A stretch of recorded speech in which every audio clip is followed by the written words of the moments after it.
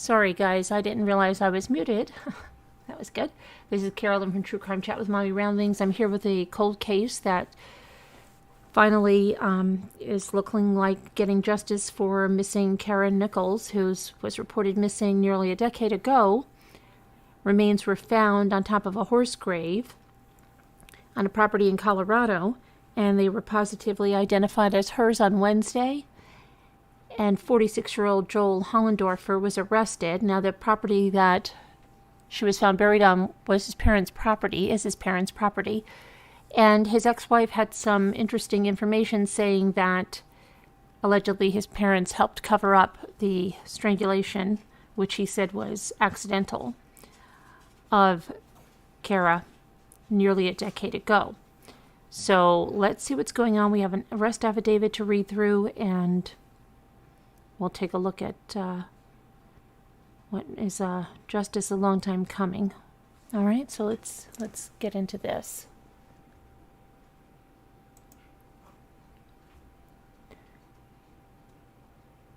So a little background. This is in Colorado now. Kara Nichols was an aspiring model. She vanished back in 2012. On Tuesday, police announced the arrest of Joel Hollendorfer, and right now he's charged with second-degree murder of the 19-year-old Kara Nichols. But judges say that it could be upgraded.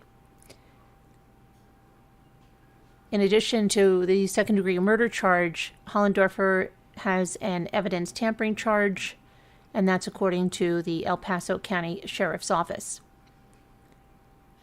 Kara Nichols was last seen by her roommates on October 9th of 2012, and she was reported missing 5 days later. Her remains were found on Monday in a garbage bag that had been buried on top of a horse grave on a farm that Hollendorfer's parents own.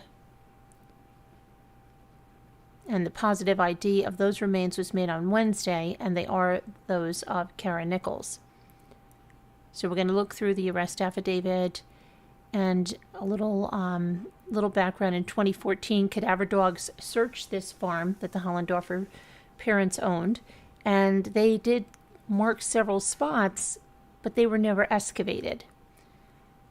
Now, Betty Hollendorfer, who is Joel's mother, told police that the areas the dogs hit on were areas where various pets and animals had been buried. And we'll hear more about that in the affidavit, as well as an interview that Joel Hollendorfer's ex-wife gave investigators, in which she said that in 2014, after Joel's father died, he allegedly told her that he hired an escort, and during sexual relations with her in his car, he accidentally strangled her until she died. And that he allegedly took her over to his parents' farm, where he buried her on an old horse grave with plastic bags and lime. And that his parents knew about the murder and they helped cover it up. So let's take a look at this and go through this affidavit, which I'll pull up here on the screen. Okay, let me just get that up here.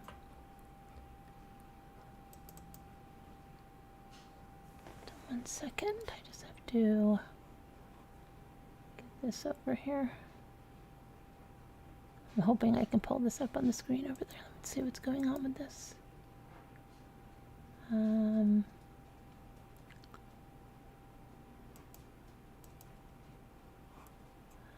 Okay. So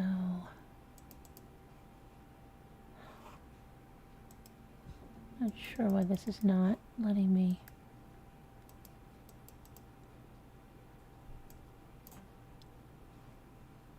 Pull this up, but if it doesn't, I'll just read it to you guys. I really have no problem. Oh, I see. Never mind. Okay. So let me put this up over there. There we go. And I just want to do a quick, just make sure that this is showing up for you guys. Okay.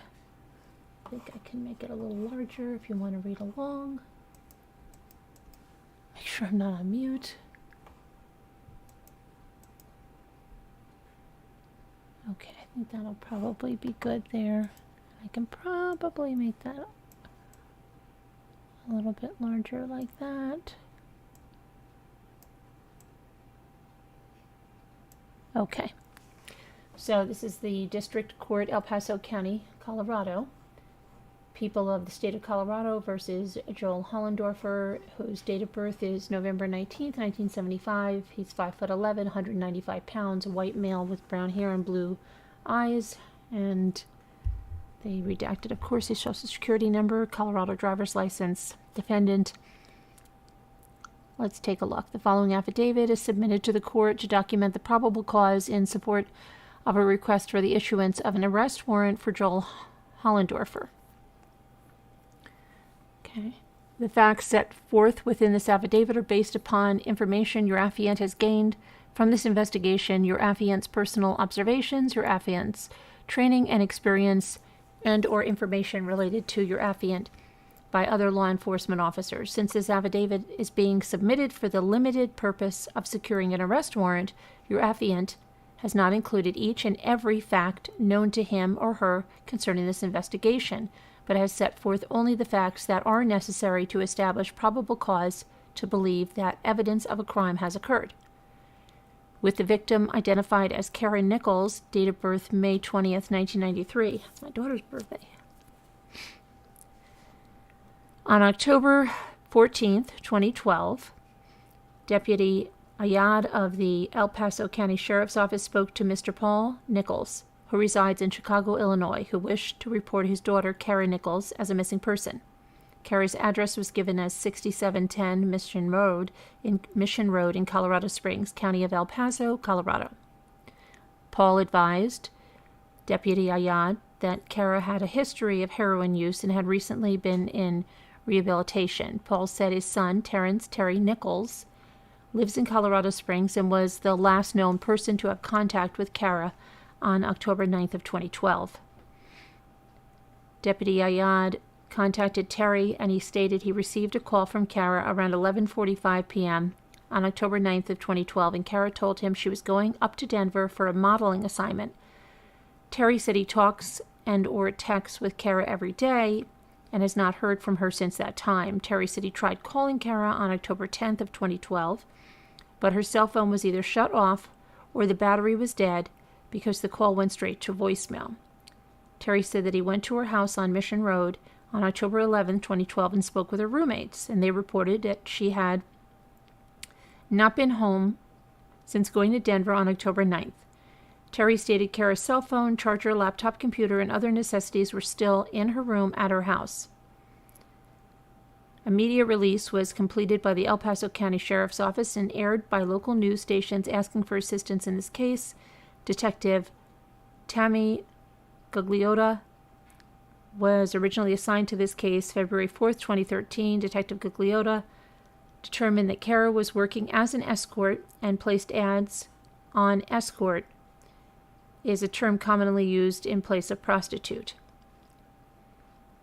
Merriam-Webster defines prostitute as a person who engages in sexual intercourse in exchange for pay. And they're redacting where she placed the ad, and now here they're redacting it. It was a classified advertising website where escorts commonly placed ads seeking clients of John's to buy their services. Detective Gugliotta located a redacted, presumably placed by Kara Nichols on October 9th, 2012 at 7:28 p.m., which advertised herself as a sexy new blonde in town, 21 on Colorado Springs. Redacted, the advertisement showed a picture of Kara Nichols wearing lingerie, advertising she is sexy new blonde in town, 100% real, here for a short time only, come get me while you can. It further stated, call for, and that's all redacted.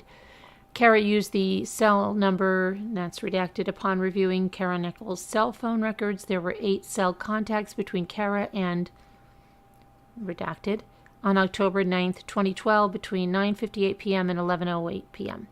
Kara last used her cell phone at 11:59 p.m. and Detective Gugliotta was not aware of any contact with Kara after 11:59 p.m. On Tuesday, May 7, 2013, Tammy Avery, an EPSO volunteer, number 1308, left a message to contact Detective Gugliotta in reference to this case. On Wednesday, May 8th, 2013, at approximately 4:54 p.m., Detective Gugliotta received a return telephone call from, and when asked, the gentleman calling identified himself as Joel Hollendorfer. Detective Gugliotta asked if this phone number belonged to him on October 9th of 2012, and Joel said it did. Detective Gugliotta told Joel that she was investigating a missing persons case, and his phone number was on the missing female's cell phone records the night she went missing. Joel stated he was seeking escort services on the night of October 9th, 2012. He said he answered an ad for a girl named Redacted. He said that they texted, spoke several times that night, but he was looking for an in-call where he goes to her location, and that person, obviously that's redacted, only did out-calls where she goes to their location, so Joel says he never met with redacted person. On the night of October 9th, 2012, Detective Gugliotta confirmed that Kara used the name redacted on her advertisement. Investigations volunteer Mark Oldfield was assigned to review Kara Nichols' cell phone records for Tuesday, October 9th, 2012. Mark is a former reserve police officer for the city of Santa Clara, California, and senior manager of special program security for Lockheed Martin. Mark was also trained in land navigation for the U.S. Army. Based upon AT&T mobility usage, with cell location data for Kara Nichols' phone dated October 2012, investigations volunteer Mark Oldfield was able to track the movements of this phone during the evening hours of Tuesday, October 9th, 2012, to its last known usage during the early morning hours of Wednesday, October 10th, 2012. The tracking was possible by converting the decimal latitude and longitude provided by AT&T to standard degrees, minutes, seconds. Once these are converted, they precisely plot cell towers. Additionally, AT&T provided the degrees of which the device, in this case the cell phone, was from the cell tower, and that is also known as the azimuth degrees. At 11:18 p.m., this is an example, Kara's cell phone records from AT&T stated that Kara's cell phone hit 38.8377, 104.69825 at 45 degrees. Once converted to degrees, minutes, seconds, it equates to 3850, 15.7194 north, 104, 41, 53/7 west. This location is the cell tower located at 360 Command View, Colorado Springs, Colorado, located just off of Space Village Avenue.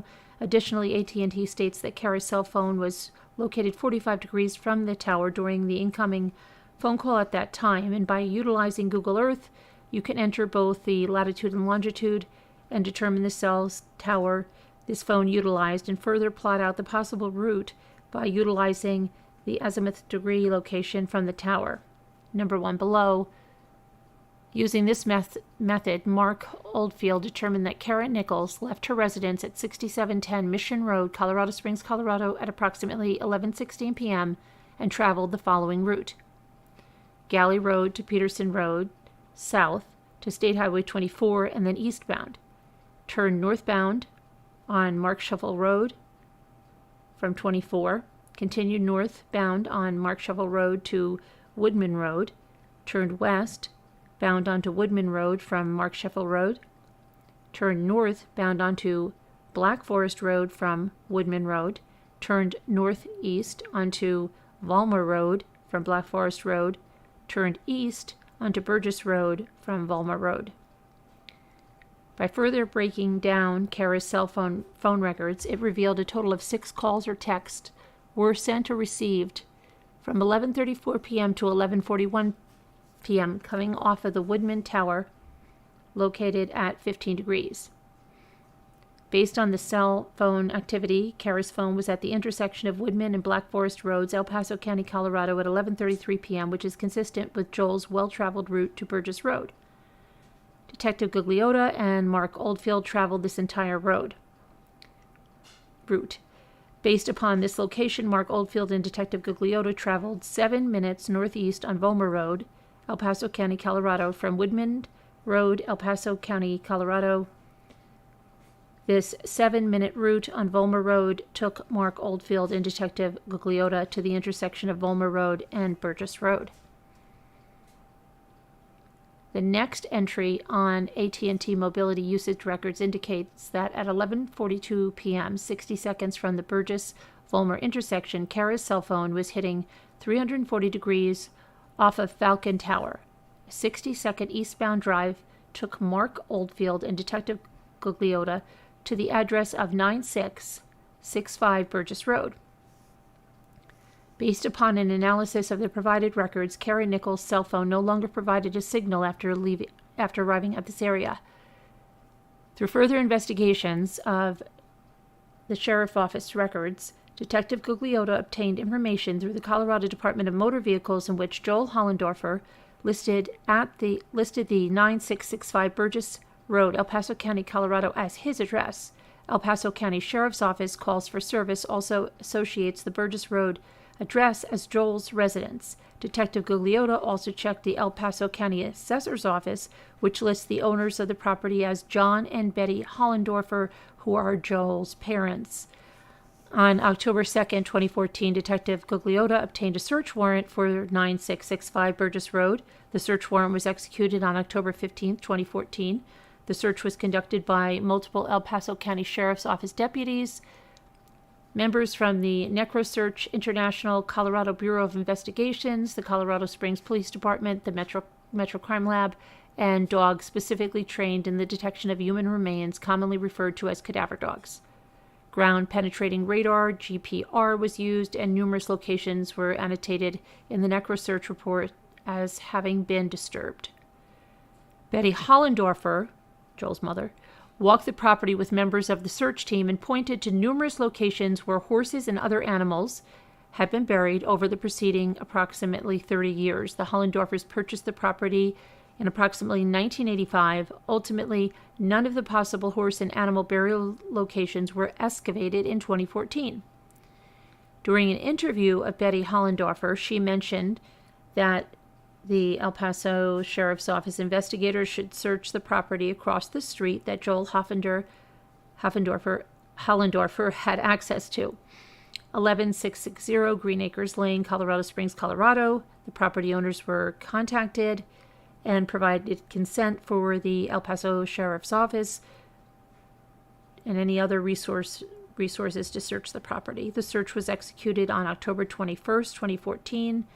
Through October 22nd, 2014, with the Sheriff's Office objectively placed 4 cadaver dogs at the 4 corners of the approximate 20-acre property and released them. All 4 dogs traveled to one excavated, and it was apparently the roots dug up at the site, and a hole had been dug approximately the perimeter size of a human body. However, there were no human remains recovered.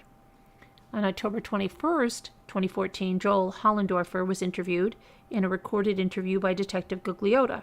He confirmed looking up Nichols, redacted, wanting to meet up with her for escort purposes, talking and texting with her. He further stated that they were supposed to meet up, but Kara never met him at the previously arranged location. He added that she was supposed to meet him near Galleon Powers at the Diamond Shamrock or Loaf and Jug by the Waffle House, located at 1039 Space Center Drive, Colorado Springs, El Paso County, Colorado. He added that he had been involved with escorts many times, which is generally why his marriage ended. He also added that he was deep into escorts and drugs at that time. Overall, he underwent a lengthy interview and denied that he ever met her nor that she entered his vehicle. During the initial investigation, Detective Gugliotta attempted on numerous occasions to contact Joel's wife, Christina Hollendorfer. She never cooperated with the original investigation and never made a statement. In January of 2022, Christina Palmer Hollendorfer was located residing in Virginia. The Federal Bureau of Investigation, FBI, was asked to assist in contacting her and conducting an interview. On February 1st of 2022, FBI Special Agents Brandon Preet and Michael Willis spoke with Christina, who said after Joel's father died, Joel admitted to her that he accidentally killed an escort he hired. She related that he told her that he buried her body on his parents' property located at 9665 Burgess Road, El Paso County, Colorado, on top of an old horse grave. According to his obituary, John Hollendorfer died on November 29, 2014. On February 1st, 2022, Detective Kat Houston, conducted a recorded telephone interview with Christina. During that telephone interview, Christina related around the time of John's death, Joel asked her to go for a ride with him in his new truck. She said during that ride, Joel told her he needed to tell her something, and she related that Joel told her that he hired an escort, and during sex with her in his car, he accidentally strangled her until she died. Joel then transported her to his parents' property where he buried her on an old horse grave with plastic bags and lime. Christina had no knowledge of Joel ever moving the body. She related that Joel told her that he felt he was responsible for his father's death, as he had told his parents about this. Christina related that she believed Betty and John both knew that he killed Kara, and they were covering for him. On February 7th at approximately 6:52 a.m., Joel was taken into custody on an unrelated warrant. He was transported to the office of the sheriff, OTS, where he was advised of his rights under Miranda. Joel agreed to speak with Detective Pat Gallagher and civilian criminal investigator Brig Barker. During the interview, Joel denied ever meeting Kara and being responsible for her death. Detective Gallagher and CCI Barker asked Joel to identify where horses had been buried on the 6995 Burgess Road property over the years. They provided him with an aerial view of the property from Google Maps, and he pointed out several locations on the property. Joel was asked about a specific location, which is identified in the Neck Research International report as GPR Site 03. He described it as a dry patch with a high spot, and that nothing was buried there. On February 7, 2022, Betty Hollendorfer was also interviewed by Detective Jennifer Arndt and CCI Tammy Gugliotta. During the interview, she was also asked to identify locations where horses were buried, and she identified the area identified as GPR Site 03 as where her favorite horse, Milo, was buried. That looks like an aerial view, but it's terrible the way it copied. On February 7, 2022, an FBI evidence response team and EPSO detectives began a search of the property based on the search warrant, which was issued on February 3, 2022. They searched in the area where GPR Site 03 was previously identified. As they excavated approximately 3 feet down, they found black plastic, which is believed to be a garbage bag. During the excavation, a human hand and remains were found. In summary, it is known that Joel contacted Kara on the night of Tuesday, October 9, 2014. Through the use of cell tower information and interviews, it's believed that Joel arranged to pick up Kara near her Mission Road address due to the fact that Kara only did outcalls and did not have her own vehicle or other means of transportation. Sometime during their encounter, Joel strangled Kara until she died. Joel then transported her to his parents' property, traveling the aforementioned route. Kara's cell phone goes dead. No one has heard from or seen Kara since. Based on Christina's interview, it is likely the remains found on the property of 6995 Burgess Road, Colorado Springs, El Paso County, Colorado, are those of Kara Nichols. And that is true. She was positively identified Wednesday. I would respectfully request that probable cause be found that Joel Hollendorfer, date of birth 11/19, 1975, did within the county of El Paso and state of Colorado commit in violation of the Colorado Revised Statutes 1973 as amended the offense of CRS 18-3-103, murder in the second degree, a Class 2 felony, CRS 18-8-610, tampering with physical evidence, a Class 6 felony. Okay, Detective Kat Houston, El Paso County Sheriff's Office, and that was signed 7th day of February 2022. Now we go back to the court appearance. First court appearance, and where bond was increased to $1 million. So that was on Monday of this week. Police say they found, Monday Kara's remains were found, okay? And then his first court appearance, let me just grab that. His advisement hearing took place on Wednesday. Sorry about that. When he was ordered to surrender his passport, he was deemed a flight risk due to his previous failure to appear charges. And he will likely have charges increased to first-degree murder based on autopsy results, is what prosecutors told the judge during the hearing. Records show that Hollendorfer previously had multiple domestic violence charges involving his ex-wife. And prosecution said we would have liked to have seen that because of his track record since 1994 would have not given him bail at all. Hollendorfer's next court appearance is scheduled for Thursday, February 17th. And we will, be following that up and see what's going on with that. But, yeah, that's nearly, 10 years after her disappearance. That it seems like she's getting the justice she deserves for this, right? For what happened.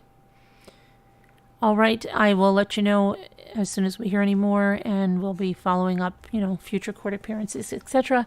Thanks for listening, and I hope you have a great day. We'll see you later. Bye-bye now.